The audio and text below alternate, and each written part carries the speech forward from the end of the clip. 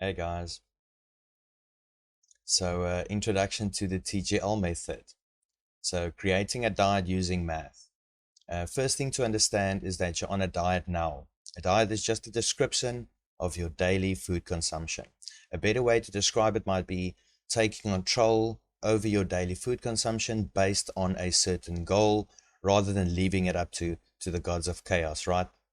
Why math? Well, math makes sense in any language, maybe everywhere in the universe, making it universal like our bodies.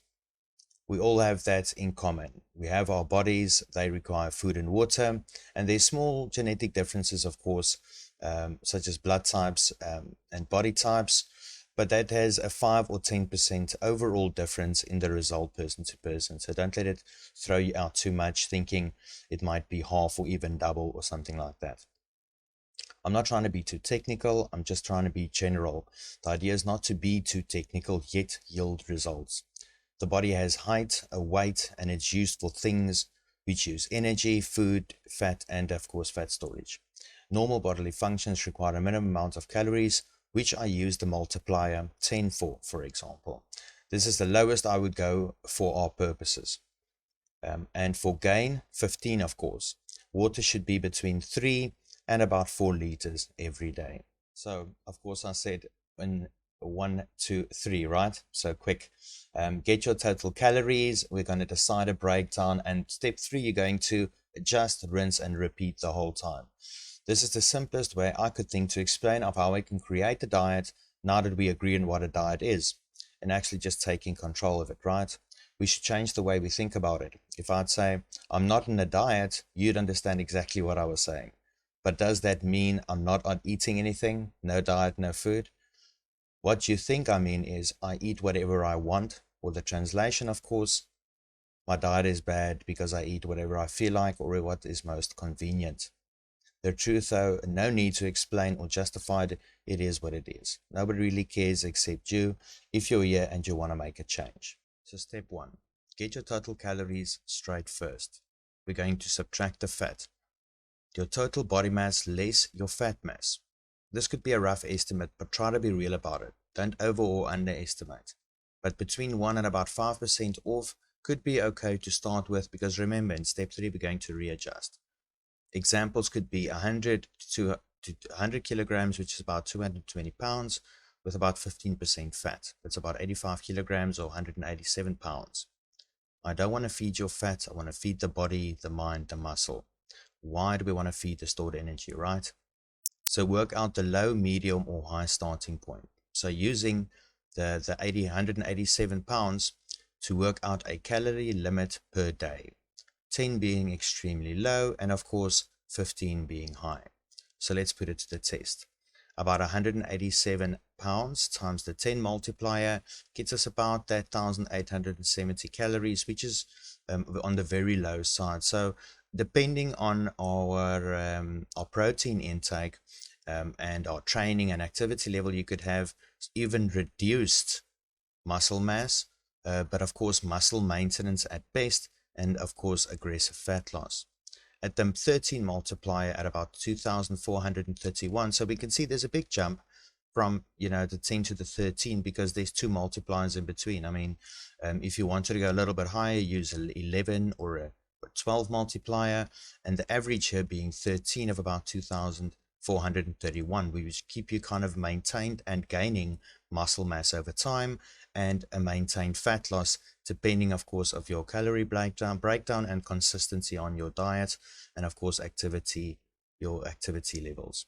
Here we have 187 pounds again times 15, which is high, so 2,800 calories, which of course we can see as aggressive muscle gain and a slight fat gain, again depending on your output. And you can also say even your height and your weight and age and all these things could have impacts.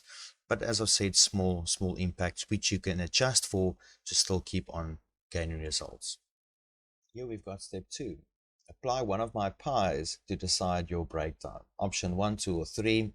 And of course, pro tip, you can even cycle them. So option 1, medium carbs. So just giving you kind of an idea, medium carbs, what I like my high protein or medium protein in this case. And then your fats there, we have then the 20% carbs, which I would say very low carbs, and then fats, and then high protein here. And you've got option 3, which is more high carbs, so 50% there, 30% protein, and 20% fat. You would notice that I do like a minimum percentage of fat in my diets. I've experienced what it is to follow very low or no fat diets, just carbs and protein based, and it's terrible. I'm not a fan of it, but you live and learn, right? So step 2 continued. Now we're going to apply the pie. Spread your breakdown across the day. So I'm choosing option 2 here. And for this example, and the total calories of 2,431. So we're using that 13 multiplier, right? If I do 6 meals a day, every meal has 1 protein portion and either 1 fat or 1 carb portion. So that means 20% carbs, which is 121 grams of carbs split into 3 meals of 40 grams, right? And that could be like 200 grams of cooked rice, for example. And then we would have 35% fats, which is 90 grams of fat split into 3 meals of 32 grams per meal.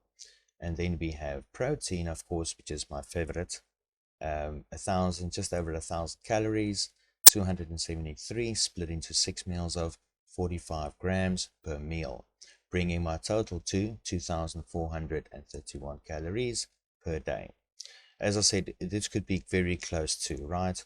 And then 6 meals advised, and you can even do 4, right? You can kind of try and split it into 4, making it a little bit larger, but of course then it would be a little bit more difficult and to stomach and eat, you know. So now we're actually at step 3. Let's make small adjustments according to height and activity level. Rinse and repeat, right? So let's say either male or female, we follow these 3 types: short, medium, tall, just as a way to to calculate our calories. Short being between 150 centimeters to 170 tall, reducing calories per day by about say 10 or 15%, depending on your results from the initial, right? Medium, in other words, between 170 and 185 centimeter tall, reduce or increase your calories per day by about 10%, depending on your results. And then tall, of course, between 185 and 200 centimeters plus, increase your calories by about 10 or 15 per day, depending on results. So, and when I'm saying per day, I mean the calories you're eating per day, not adding 10 or 15 every day, right? If you're highly active or if you have a labor job, you can actually add 5 or 10% in your total calories to add, to see how that goes. So that could be even just added in carbs or in fats or in total calories to see how that has an impact, right?